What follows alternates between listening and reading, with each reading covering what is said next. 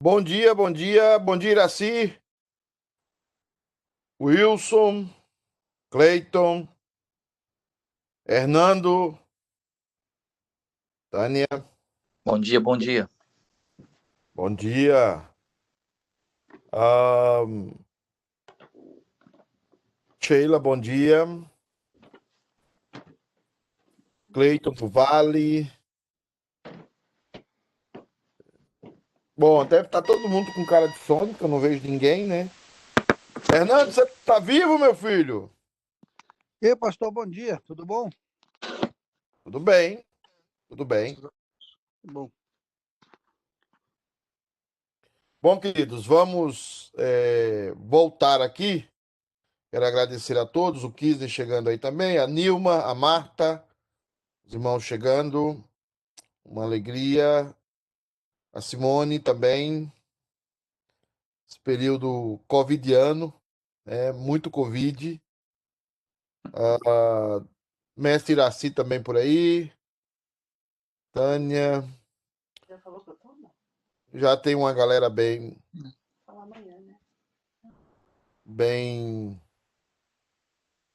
Já tem um grupo já, né? Ó, a Simone tomando café. Apareceu a Simone aí tomando café. Ah, vamos lá.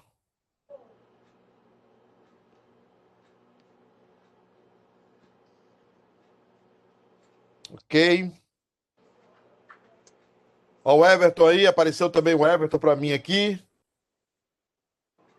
Seu Everton, bom dia. Bom dia, dia, presbítero pastor. Guedes. Bom dia a todos. Aninha também, bom dia. Depois a gente dá um salve no final para saber como é que tá todo mundo a respeito do Covid. Apareceu a irmã Nilma aí também, tomando café, comendo, né? Maravilha. Que bênção. Ó, até a Camilinha acordou, rapaz, que bênção. Grávida desperta. Que maravilha. Eu tô citando aqui quem tá aparecendo, tá, gente? Para mim. Queridos, vamos começar. Eu gostaria que a Camila abrisse o microfone dela aí e orasse, se ela tiver ainda aí, não sei se está. Rodrigo também está solteiro, está aqui com a gente, né? Gostaria de que a Camilinha orasse. Você pode orar, Camila, por a gente aí? Nosso pastor. Amém. Senhor, queremos, ó Pai, te agradecer nesta manhã pelas tuas misericórdias que já se renovaram. Te agradecemos, ó Pai, pela tua bondade, a tua graça que é abundante nas nossas vidas. Queremos, Amém. ó Pai, pedir que o Senhor use o pastor Pedro nesse momento, não usando, ó Pai, suas próprias palavras, mas que o Senhor, ó Pai, o ilumine através do Espírito Santo, que o Senhor possa, ó Pai, usar, Senhor, o teu servo, para trazer a palavra, Amém. Senhor, para os nossos corações. Abre, Pai, os nossos corações e as nossas mentes. Nós te pedimos, no nome de Jesus. Amém. Amém. Bom dia a todos. Irmãos, nós estamos finalizando essa parte dos nomes de Deus. Eu quero concluir hoje para nós entrarmos a semana que vem, se Deus permitir, em Trindade, ok?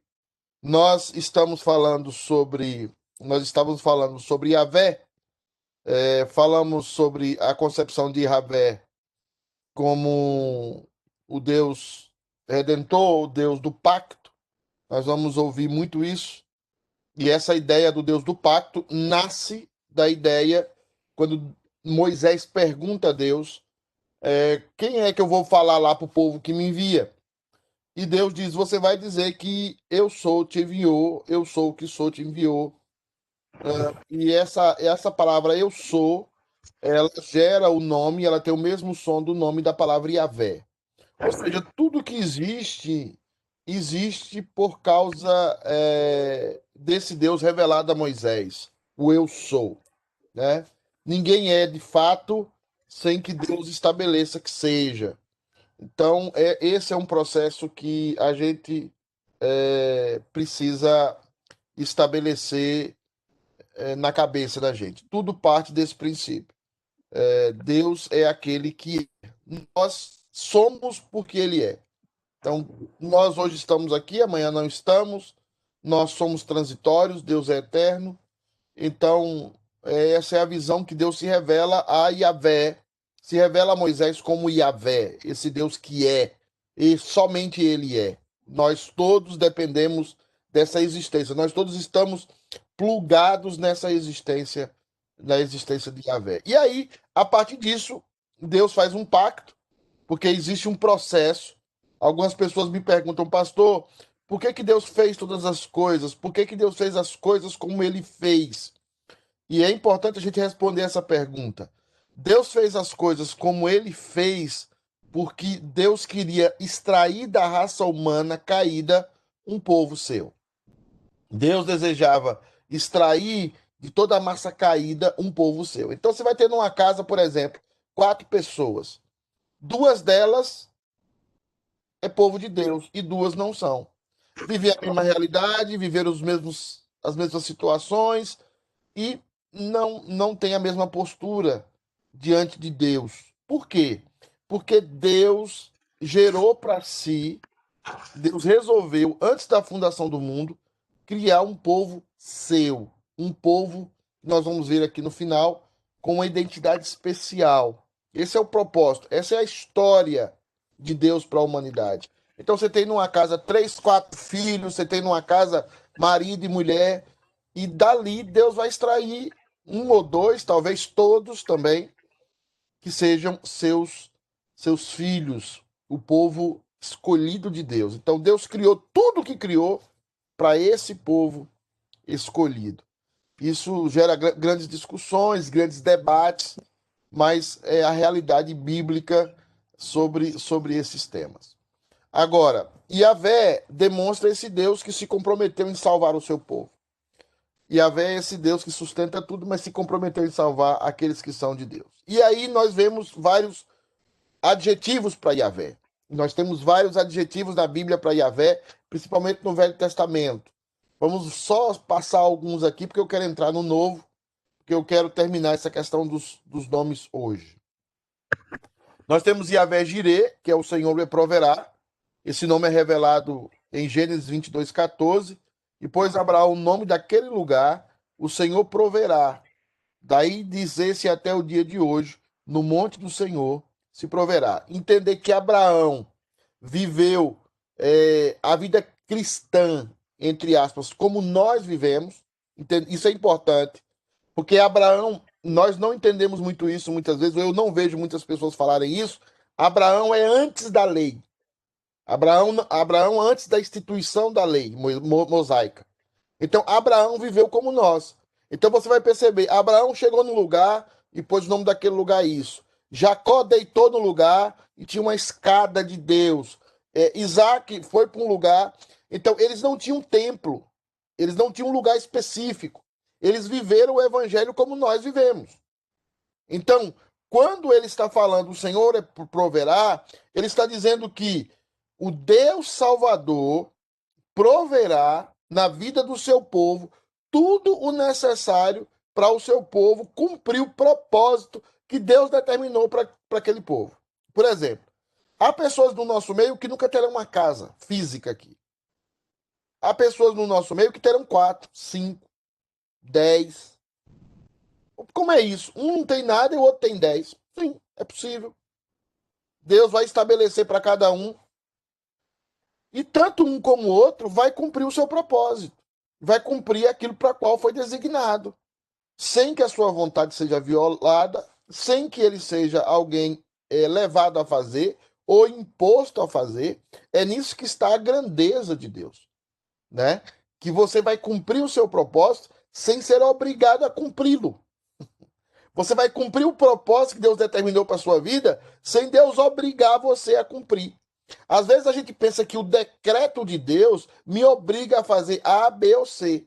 O decreto de Deus não é a natureza de Deus obrigar as pessoas a fazerem o que elas não querem fazer. Ou obrigarem as pessoas a fazerem algo de uma forma arbitrária. Não. Deus trabalha em nós, Deus trabalha em nossos corações, Deus tem um processo que ele trabalha, mas o propósito dele se cumprirá não porque ele está obrigando ninguém, tá? mas porque Deus está trabalhando um propósito de uma forma sobrenatural na sua vida, que a sua vontade não é violada, tá? Que Deus não é o autor do pecado e que Deus não tira as consequências boas ou más das causas secundárias. Então, Jeová, Yahvé, o Deus do pacto, é o Deus que provê. Deus vai prover tudo na sua vida. É como o texto lá do Salmo 23. O Senhor é o meu pastor, e a maioria das traduções diz como? O Senhor é o meu pastor e nada me faltará. Mas a melhor tradução, eu até já preguei sobre isso, o Senhor é o meu pastor e eu não tenho falta de nada. O Senhor é o meu pastor e eu não tenho falta de nada. Porque Yahvé, Jeová Jireh, me supre. Outro ponto, eu já falei também a semana retrasada, sobre Yahvé Mekat Shiken, que é o Deus que nos santifica, o Deus que nos separa. O que é que Deus está fazendo? Essa ideia de santificação, a gente tem que ter a ideia sempre de separação. A palavra kadosh no hebraico significa separado.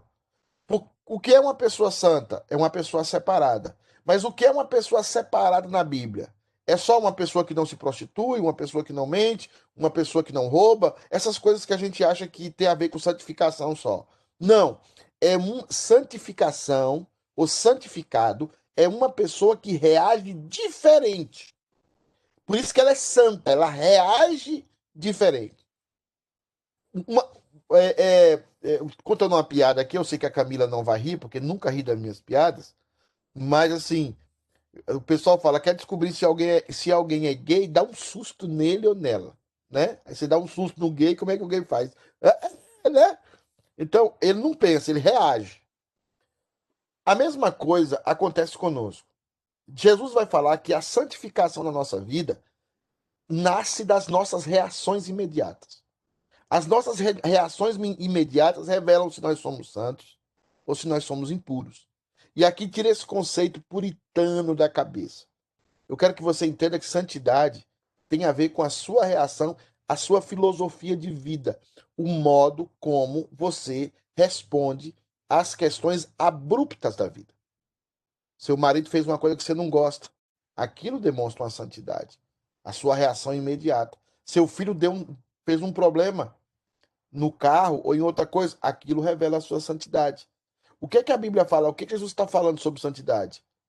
Se alguém bater na sua face, ofereça o quê? A outra. Porque o que acontece conosco se alguém bater na nossa cara? Automaticamente a nossa reação é de bater na cara da pessoa. Ou de devolver na mesma moeda. Santificação aqui tem a ver com uma maneira diferente de reagir à vida. Um comportamento. E é isso que esse Deus faz conosco. Deus muda o modo como nós reagimos. Nós não somos mais intempestivos. Nós não somos mais aqueles que reagem de forma sanguínea. Nós somos um povo santo, um povo separado, um povo que reage de uma forma diferente das demais pessoas. O texto diz assim: Tu, pois, falarás aos filhos de Israel e lhes dirás: certamente guardareis os meus sábados. Lembrando que sábado, para nós, tem a ver com descanso, tem a ver com estar em Cristo.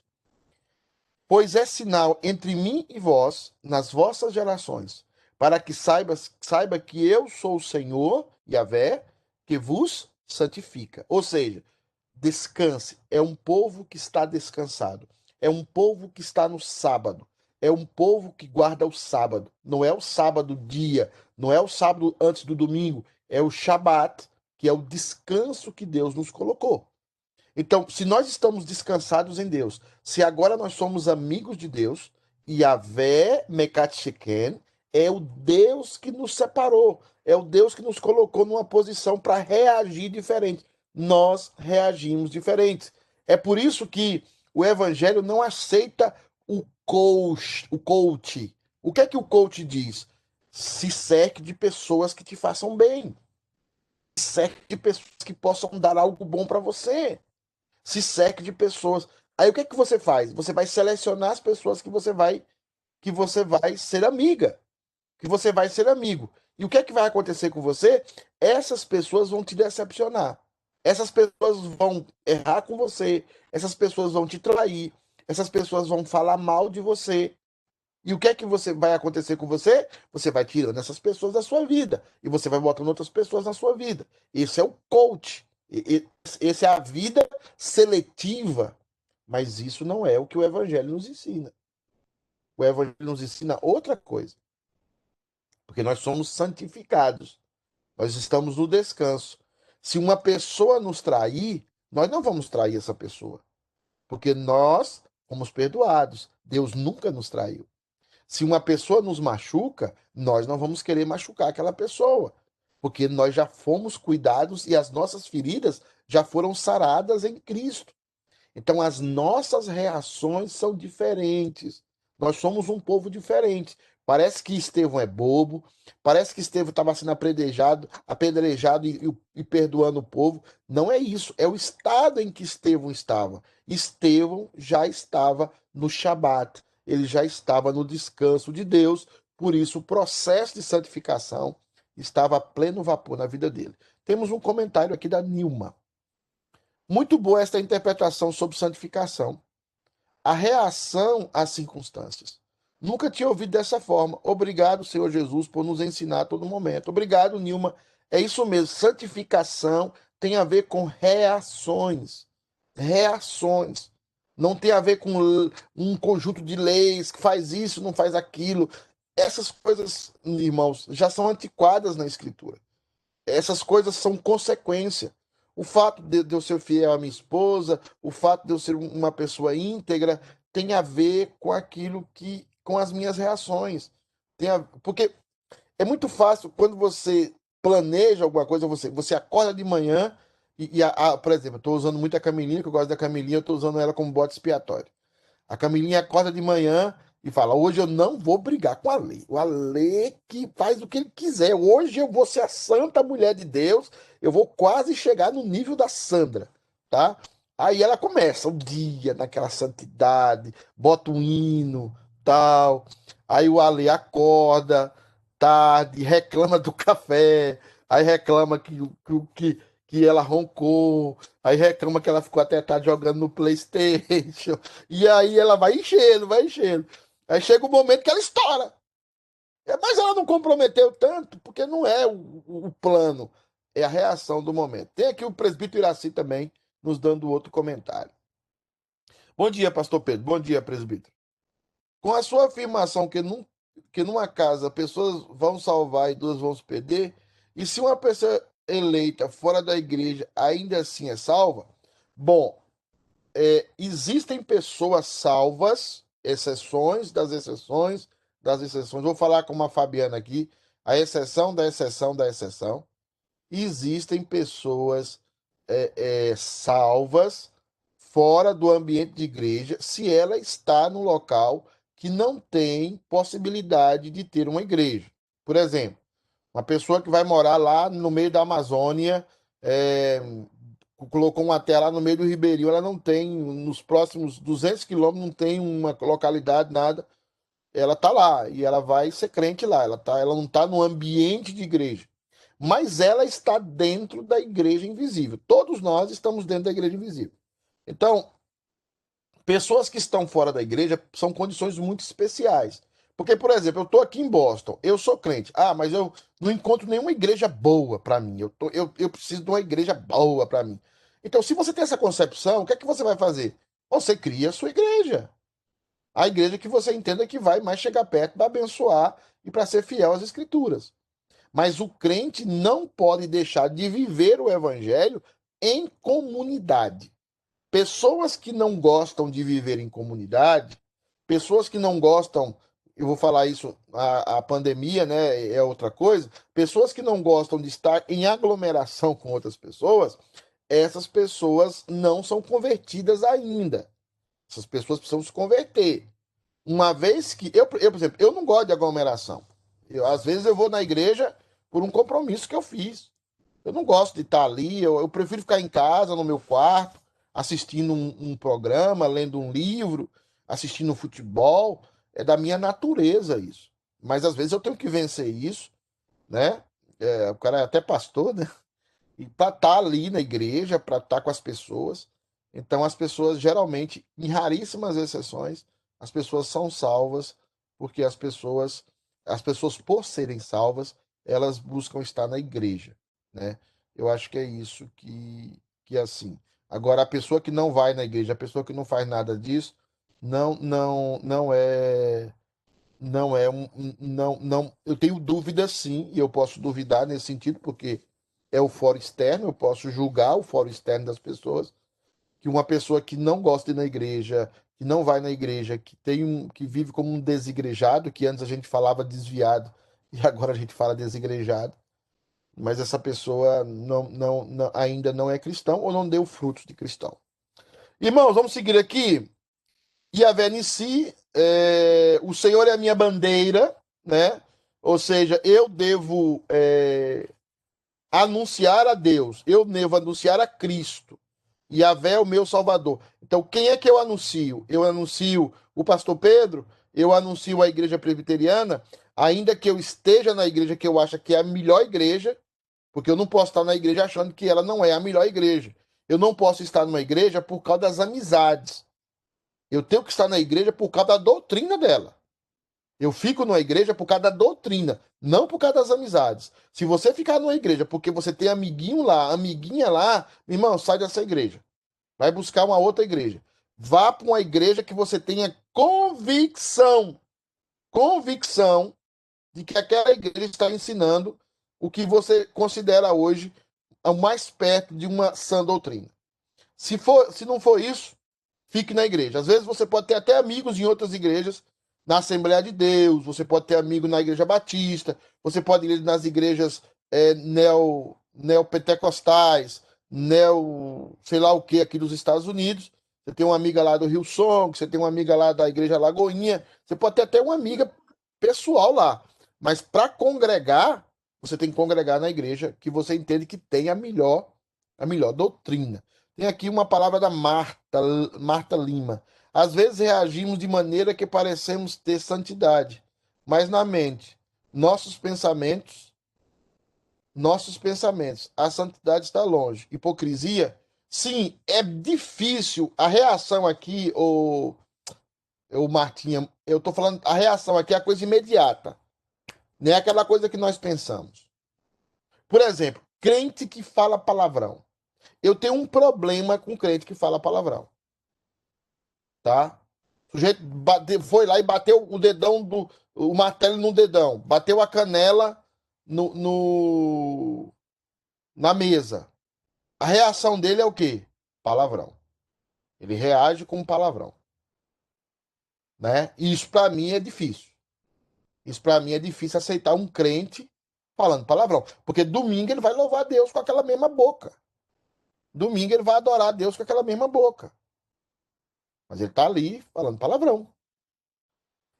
Do trabalho. Então, assim, a reação que eu falo aqui não é uma reação pensada. Uma reação pensada, analisada, geralmente o hipócrita faz isso. Tá? O coração tá longe. Mas quando você tem uma reação imediata, é porque aquilo revela talvez quem você realmente é. Por isso que as bebidas alcoólicas que fazem cair as barreiras psicológicas revelam quem você é. Por exemplo, tem cara que bebe e fica violento com a esposa. Por que ele bebe e fica violento com a esposa? Porque ele tem algum problema com a esposa. A bebida faz ele o quê? Baixar. Tem gente que bebe e consegue abraçar o amigo. Ele gosta do amigo, mas quando ele tá são, ele não consegue expressar aquela amizade com um amigo. Então, quando ele tá bêbado, ele não tem nenhum tipo de barreira psicológica que impede ele de expressar aquilo que ele tanto quer expressar, que é o amor, que é o carinho por aquele amigo. Aí fica os dois abraçados bêbados. Você é meu amigo, você é meu amigo.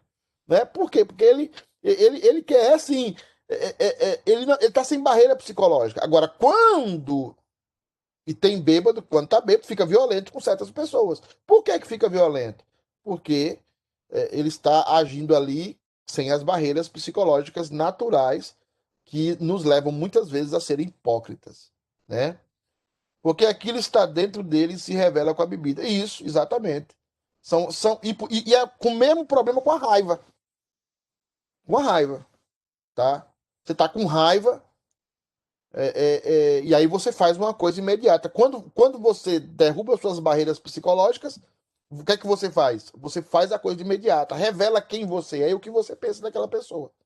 Por isso que eu, Fabiana com raiva disso, eu gosto de provocar a ira das pessoas, no certo sentido, não no mau sentido.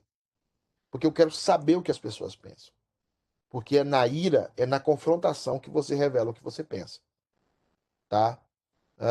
Camilinha, mesma coisa quando topa o dedo e fala palavrão. Quando está no trânsito e alguém faz uma barbeiragem, por aí vai. Isso.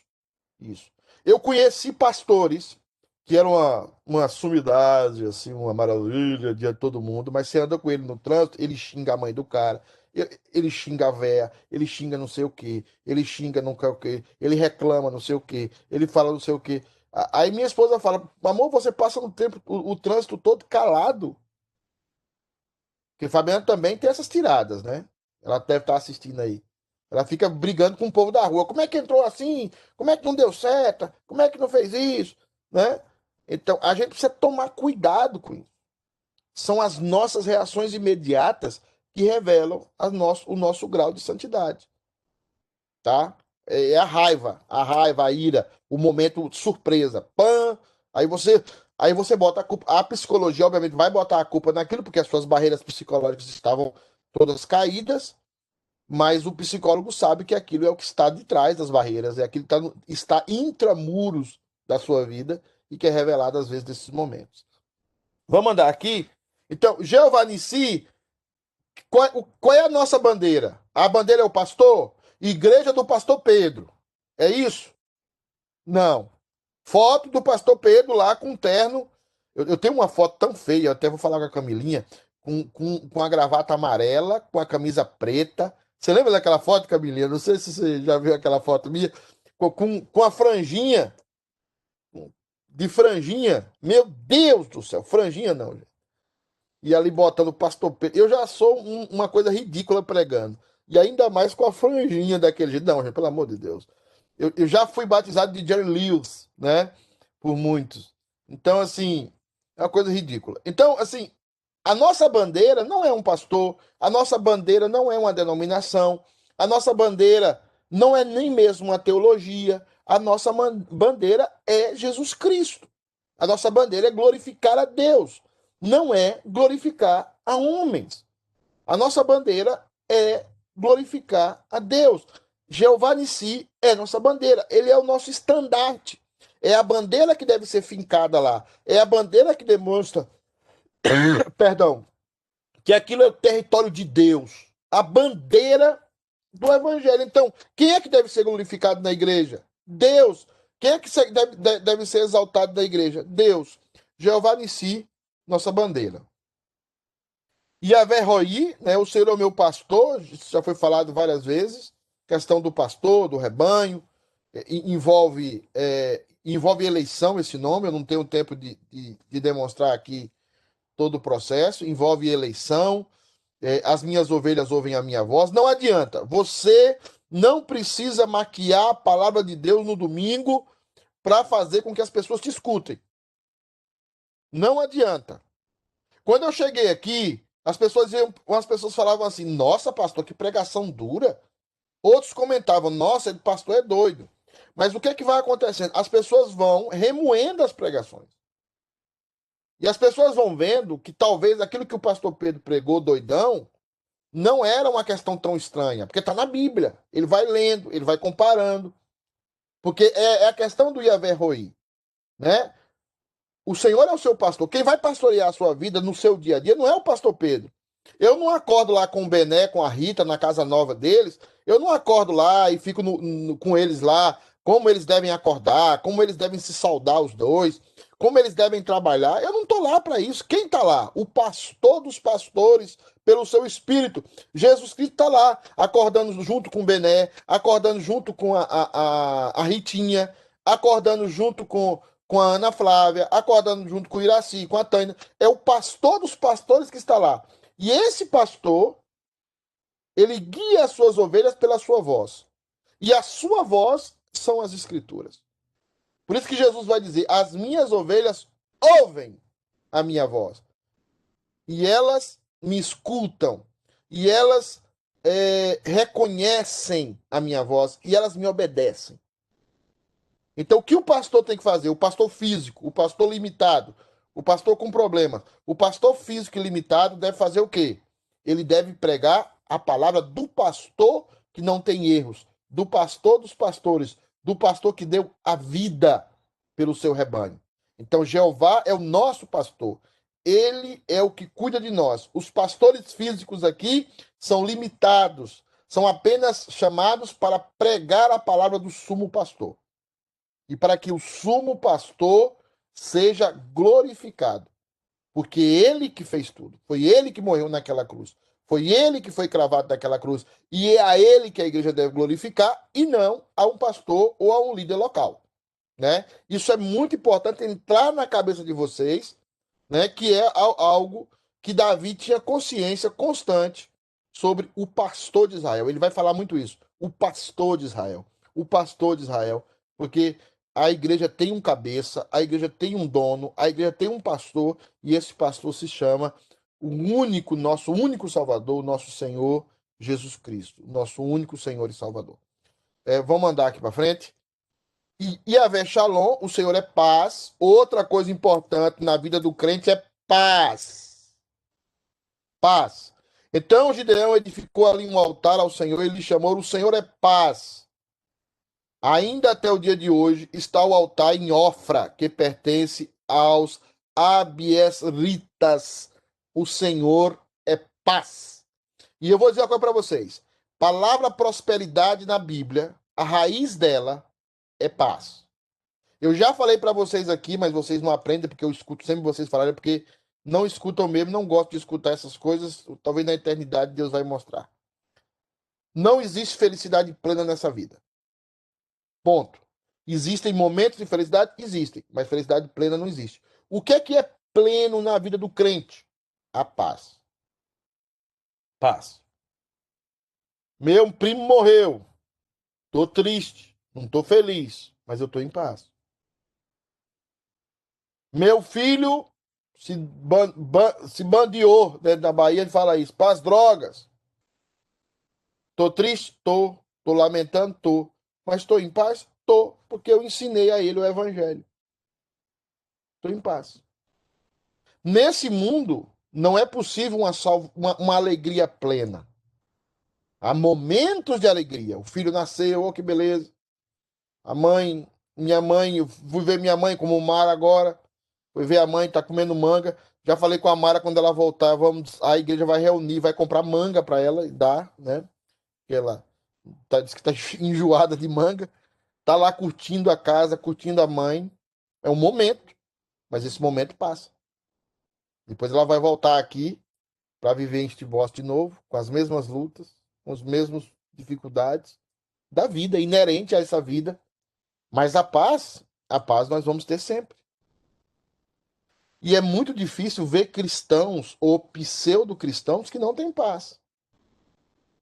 Paz. Paz em meio da tormenta. Paz em meio das lutas da vida, das doenças, dos cânceres. Paz. Eu estou em paz. Estou feliz? Não estou. Estou triste. Estou com saudade. Mas eu estou em paz. Paz é a marca do cristão. Tá? E é a nossa prosperidade. A teologia da prosperidade, ela nasce num contexto em que as pessoas não fazem exegese. É aquela questão que nós já falamos. Quando não se conhece as línguas originais, os pastores, os guias do rebanho, eles sacrificam a teologia. Quando você não conhece as línguas originais, você sacrifica a teologia. Porque o cara vai dizer ali, o Senhor te dá prosperidade. O que ele está dizendo ali não é que Deus vai dar dinheiro.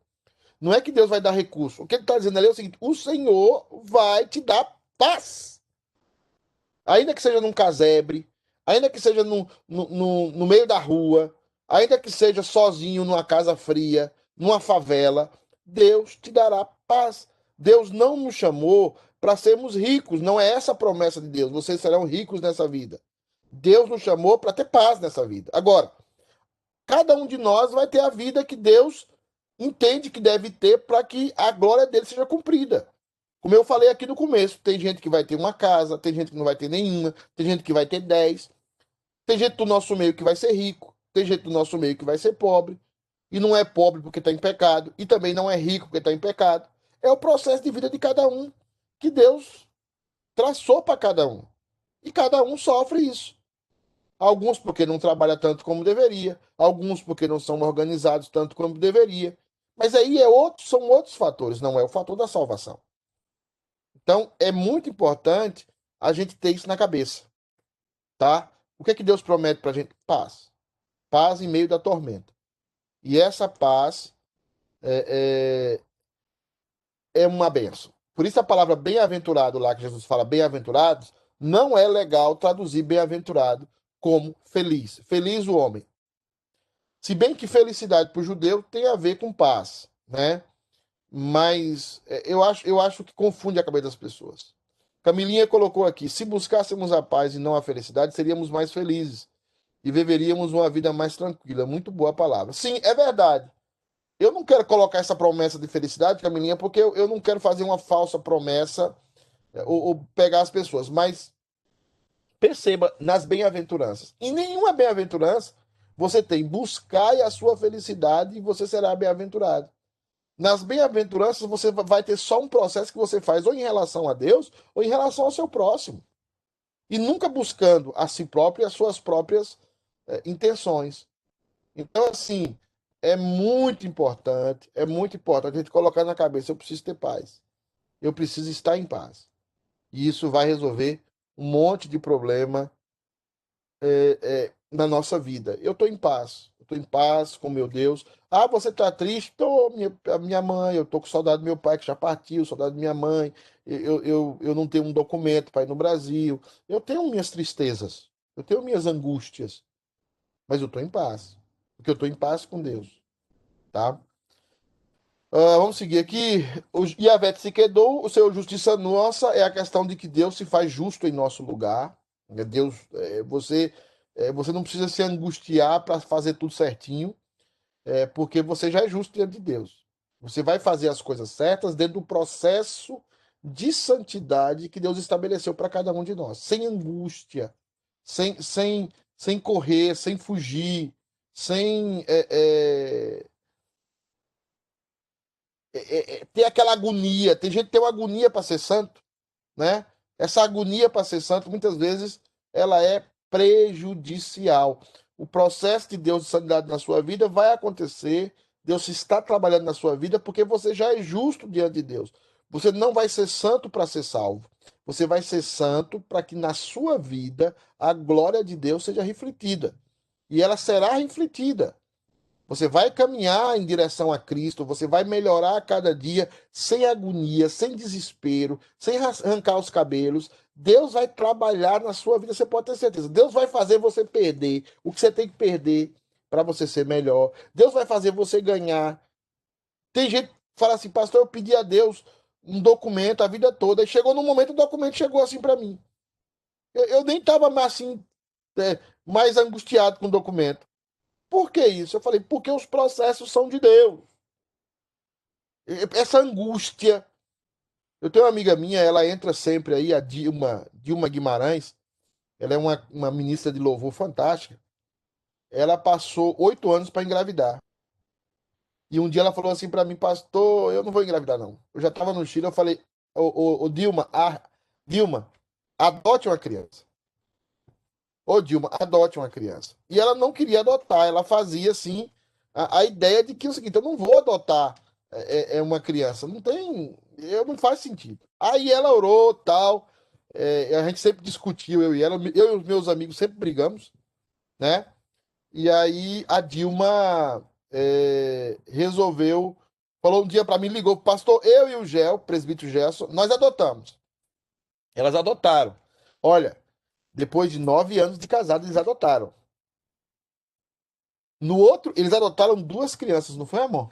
Uma criança, não foi? Aí depois, aí o que aconteceu? Depois de 2 meses, ela engravidou. Naturalmente. 9 anos para engravidar. 9. Depois de 2 anos, ela engravidou. 2 meses ela engravidou.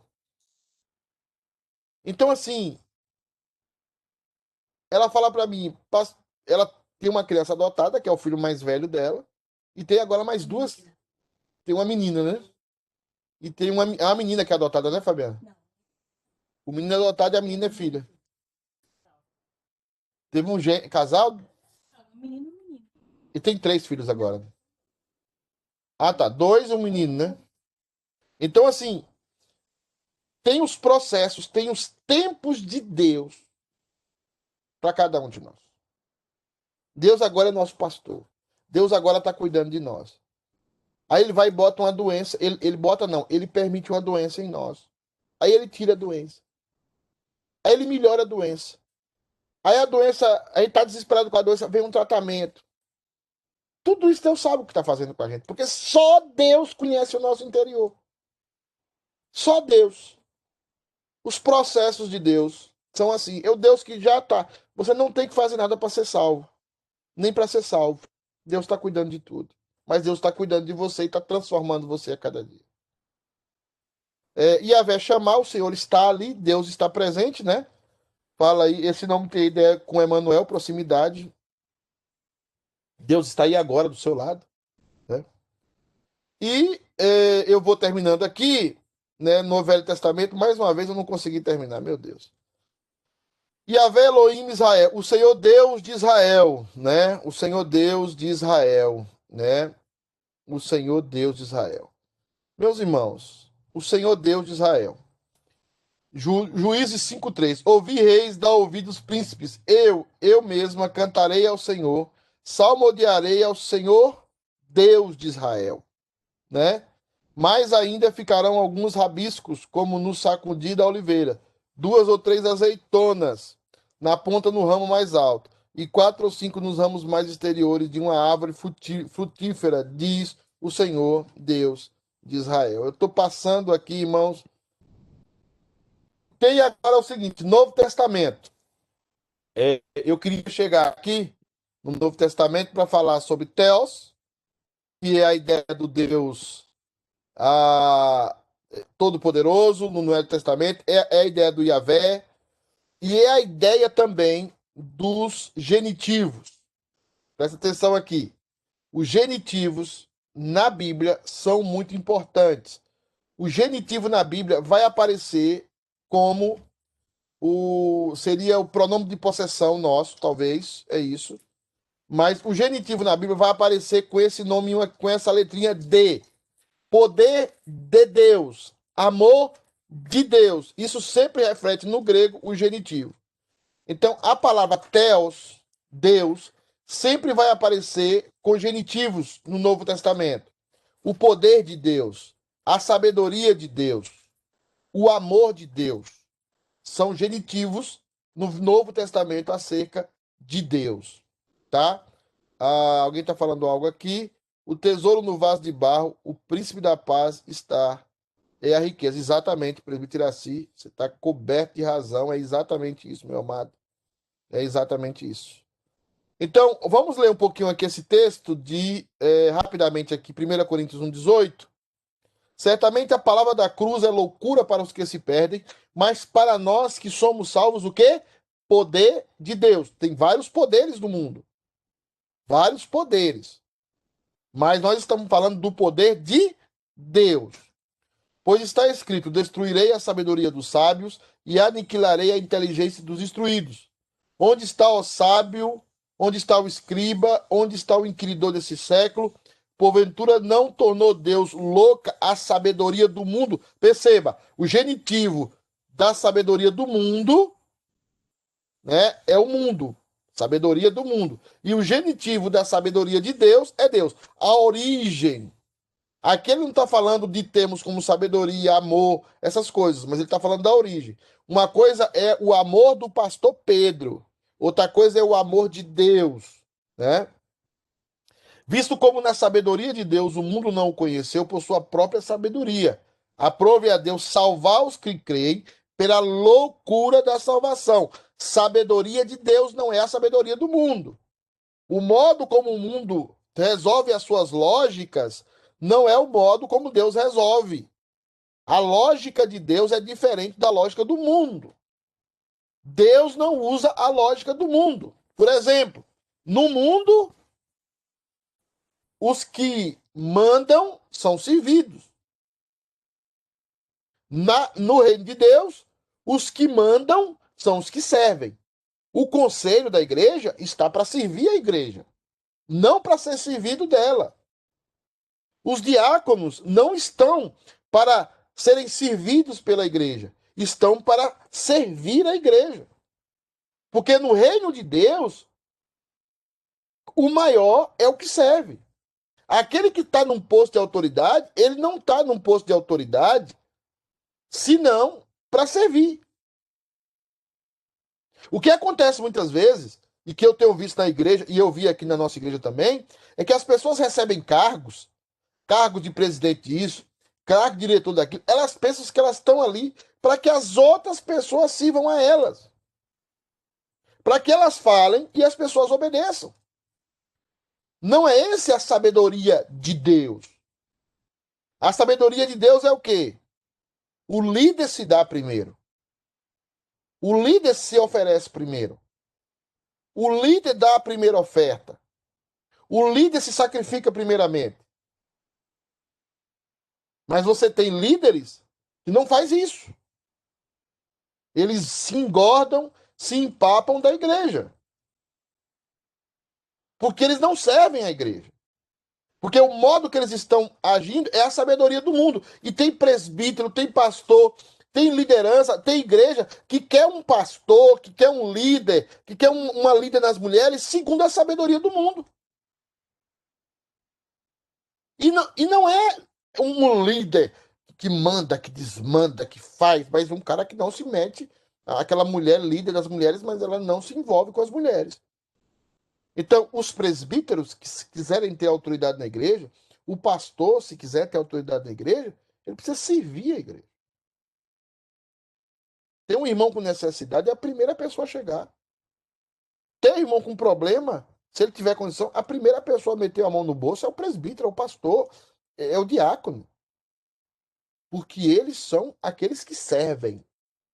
Porque eles não estão debaixo da sabedoria do mundo. Eles não estão sentados numa cadeira de reis, que é o que acontece com muitos pastores, até ungido, né? Que fala ungido do Senhor. Não, o pastor, os presbíteros, os diáconos, os líderes de departamento, de ministérios, todos eles servem. Servem. Um diácono uma vez chegou para mim e falou assim: pastor, eu não vou sair na casa das... O diácono tinha 2 carros. Eu não vou sair na casa das pessoas buscando as pessoas, não. Eu falei: e você quer ser diácono para quê? Para se vir para lá na frente colher oferta? Para mandar o povo sentar na igreja? É para isso que você quer ser diácono?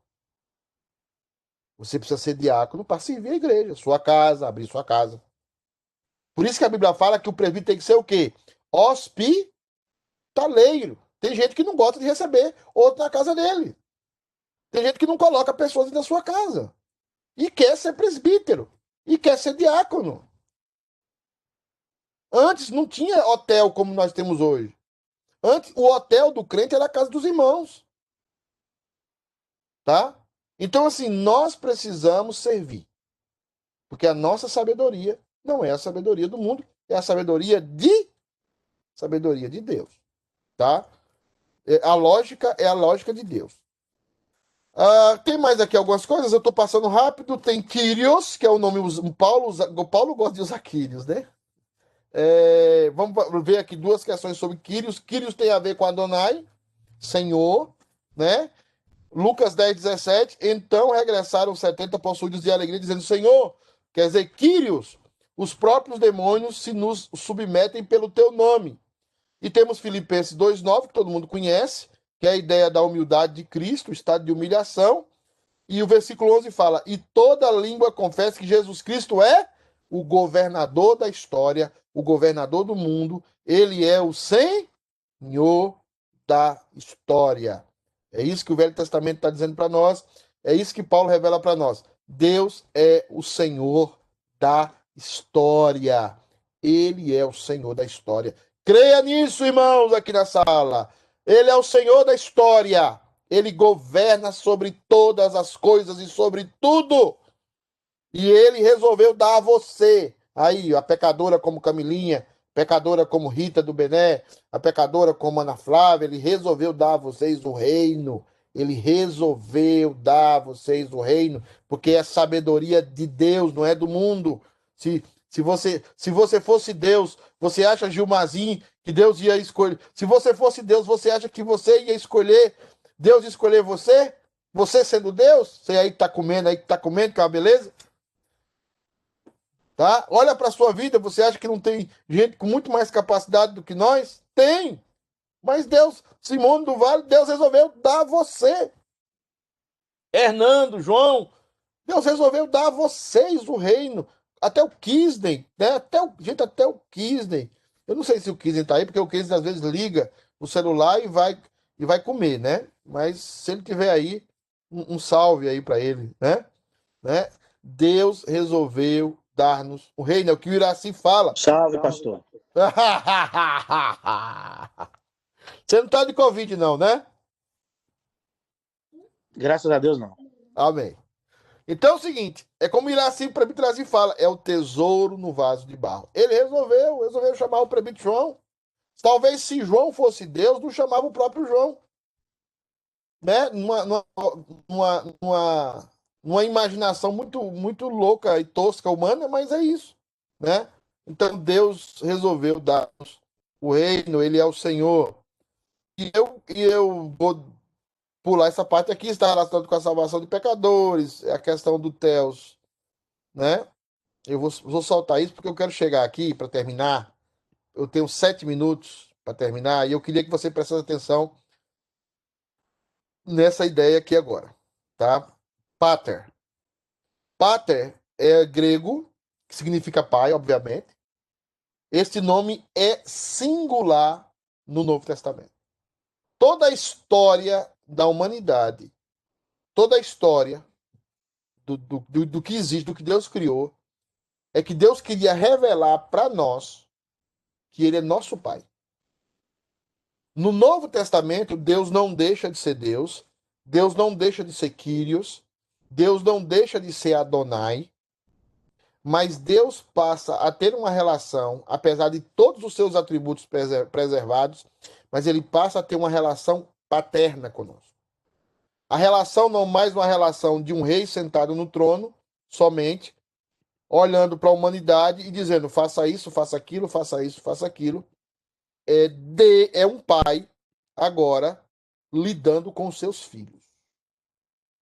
Um pai lidando com seus filhos. Então, a relação agora é filial. A relação agora não é mais Deus e as suas criaturas. Deus e os seus servos. O rei e os seus servos. Deus e as suas criaturas. A relação não é mais isso. A relação agora é um pai com seus filhos. Então, quando Rita aceitou o evangelho, ela não aceitou ser serva de Deus. Não é o principal. Ela não aceitou ser uma criatura submissa ao seu Criador. Não é só isso. Ela, naquele momento, passou a ser filha. Ela tem um pai. E esse pai vai trabalhar de uma forma diferente com ela daquelas pessoas que não são filhos dela. Por exemplo, quem tem filho sabe que você não vai cuidar do filho dos outros.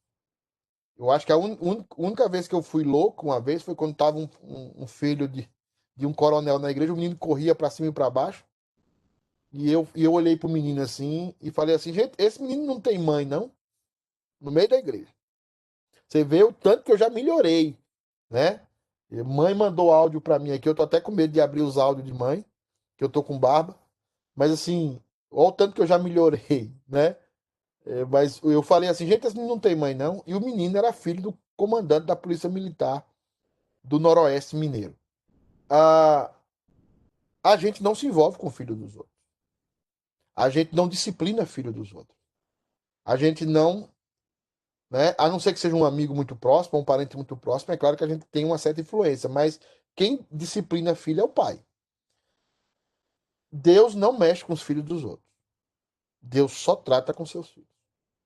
Hoje, na sua vida, o maligno não tem nada a ver com a sua vida. Ah, foi o diabo, o diabo fez um ribuliço lá em casa.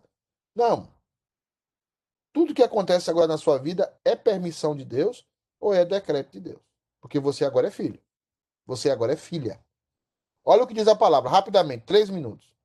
Graças te dou, ó Pai, Senhor dos céus e da terra, pois escondeste essas coisas dos sábios e cultos e revelaste a quem? Aos pequenininhos. A palavra pequenininho aqui tem a ver com filhos.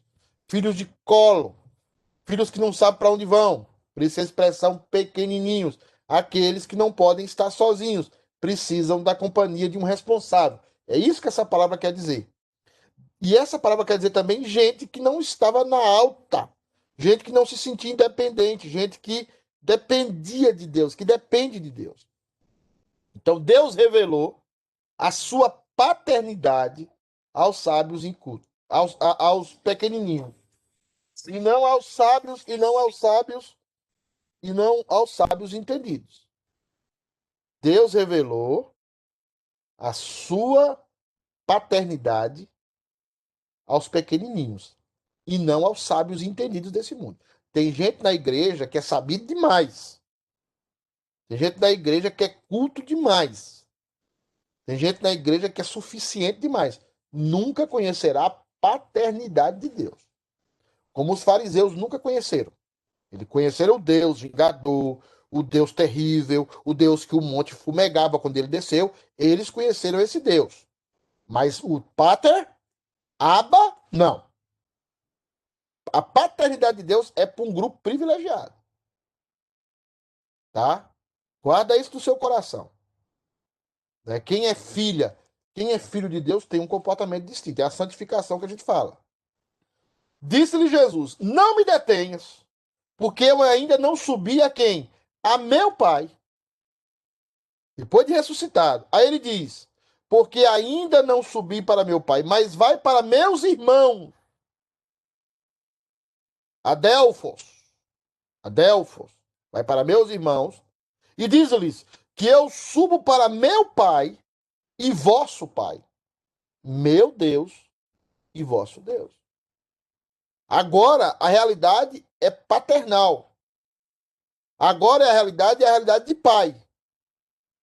Agora a relação de Deus comigo não é só uma relação de Deus, porque ele continua sendo Deus, não é só uma relação de rei e senhor, porque ele continua sendo rei e senhor, mas agora é principalmente uma relação de pai para com filhos.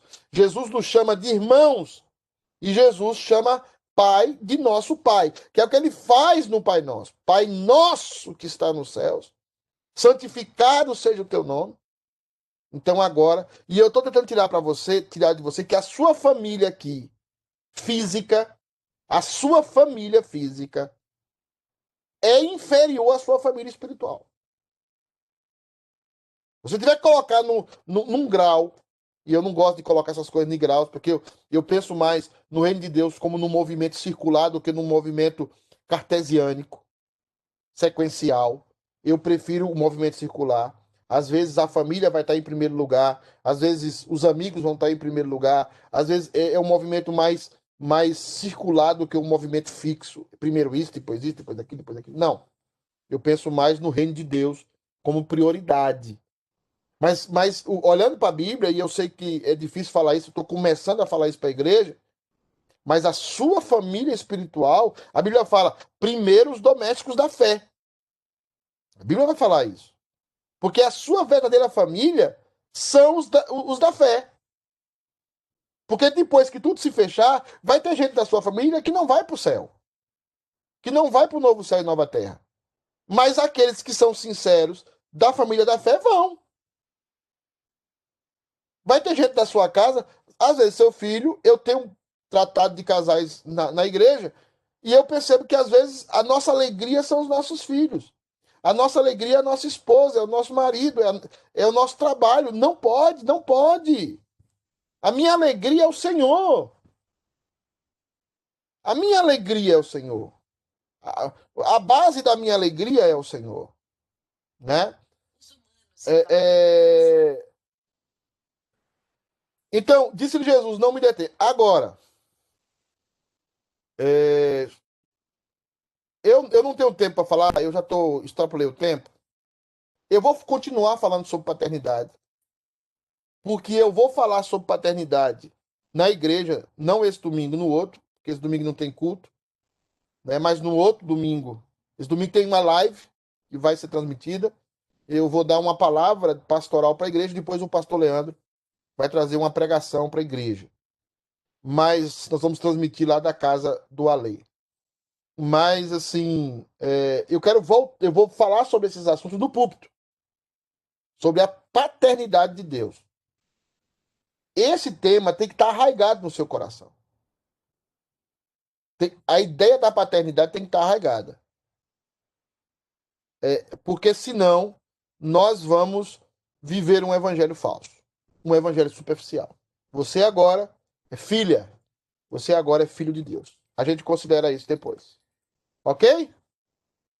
Deus abençoe vocês. Deixa eu ver a cara do povo antes da gente despedir, antes de ir lá com o pastor Ângelo. Eu parei lá aqui. Oh! Aninha, Deus abençoe. Camilinha, não conheço. Everton, tá com a camisa aí, Holy, não sei o que, Holy. O Wilson tá com desejo de estar na praia, né? Wilson, vontade tu tinha balaio de pinha, tá? Vontade tu tinha balaio de pinha. Depois eu conto essa piada, reunião do conselho eu conto. O que é que tá mostrando aí, ô Prêmio Gilmar? Você tá aí com uma camisa nova ou o que é isso aí? Não, a Prêmio camisa Narciso antiga, Soares, eu já estive como é com que ela tá, Vossa hoje. Excelência? E nós temos a Laricinha, né? Tá ali com a Lu, né? Cacheta deve estar desviado em algum lugar. Cacheta tá esquiando. Hã? Cacheta Laís, ela foi tá com a esquiar. Laís. É desviado. Breve João tá ali, humilhado, né? Mas tá lá, deve estar se divertindo por aí. Sheilinha, né? A sobrancelha da Sheilinha, Fabiana, é bem feitinha assim, ó. Como é que ela consegue, né? Temos também a Simone, as duas Simones, né? Um abraço para os demais que não quiseram aparecer. Eu tenho que largar vocês. Saudade de cada um de vocês. Nos vemos. Deus abençoe grandemente a vida de vocês. E a Rita, a sua casa tá linda. Ore pela minha aí, que eu tô com os projetos de comprar uma também. Vamos orar, né? Colocar de joelhos. Tchau, gente. Deus abençoe. Lindo domingo a todo mundo. Continue na paz do Senhor. Vocês são todos filhos e filhas de Deus. Deus abençoe. Tchau, tchau. Bom domingo Amém. para todos. Obrigado. Tchau. Tarde. Tarde. Simone. Si. Vir, Simone. Oi. O Daniel foi esquiar com o Marco. Hoje. Agora. Beleza. Tá lá agarrado. Depois nós fala. Beijo. Também. Nossa.